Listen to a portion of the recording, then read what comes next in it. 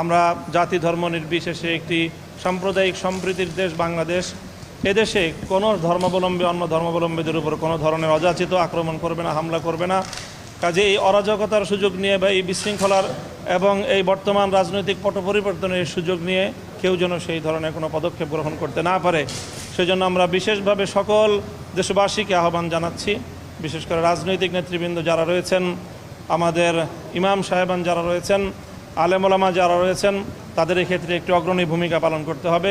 সেই জন্য আমরা দেশবাসীর প্রতি, আলেম সমাজের প্রতি বিশেষভাবে আহ্বান জানাবো যে সংখ্যালঘু এবং বিশেষ করে আইনশৃঙ্খলা রক্ষাকারী বাহিনী, পুলিশ সহ অন্যান্যদের এবং রাষ্ট্রীয় সকল স্থাপনাগুলো যেন নিরাপদ থাকে, সেজন্য আপনারা পদক্ষেপ গ্রহণ করবেন। আর শুরুতেই আমাদের প্রধানমন্ত্রী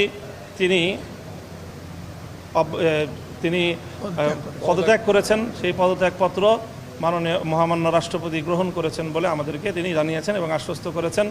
এবং এই মুহূর্তে মহামান্য রাষ্ট্রপতির নেতৃত্বে বাংলাদেশ পরিচালিত হচ্ছে। পরবর্তী পদক্ষেপ ইনশাআল্লাহ তাড়াতাড়ি গ্রহণ করুন তারা। এই মোটামুটি আজকে আমাদের আলোচনা।